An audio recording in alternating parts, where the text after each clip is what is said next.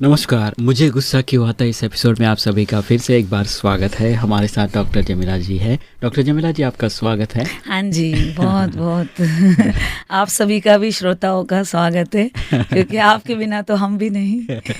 श्रोतागण बहुत खुश रहेंगे क्योंकि उनको बहुत सारे नुस्खे मिल गए हैं आपके द्वारा और कई कारण उन जान गए हैं। गुस्सा आने का ये भी एक कारण हो सकता है, तो उनके सामने एक अच्छा सोल्यूशन मिल जाता है कि हमें सबसे बड़ी चीज़ जो है वो ये है कि कर्मों की गति।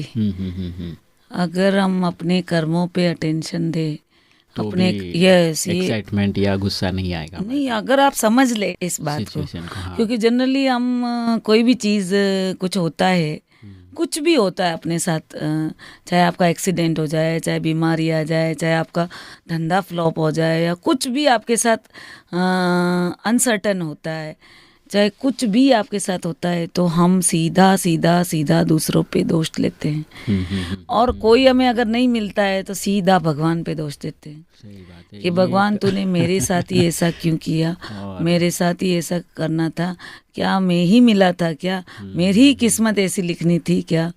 तो ये बिल्कुल wrong wrong wrong wrong wrong concept है, क्योंकि हाँ यस यस, क्योंकि कर्म जो है उसके जिम्मेदार हम हैं, और अगर कर्म हम गलत करते हैं तो उसका चुकतू भी हमें ही करना पड़ेगा। बीच में परमात्मा कभी भी आता नहीं है।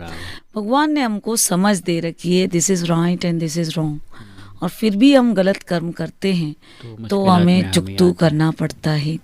और अगर कर्मा फिलोसफी की गहराई समझ ले तो आपसे कभी भी विकर्म नहीं होगा, और विकर्म नहीं होगा, आपको ना तो गुस्सा आएगा किसी बात पे, और कोई भी कितना भी गुस्सा करेगा तो आपको वापस उसके ऊपर रिएक्शन नहीं होगा।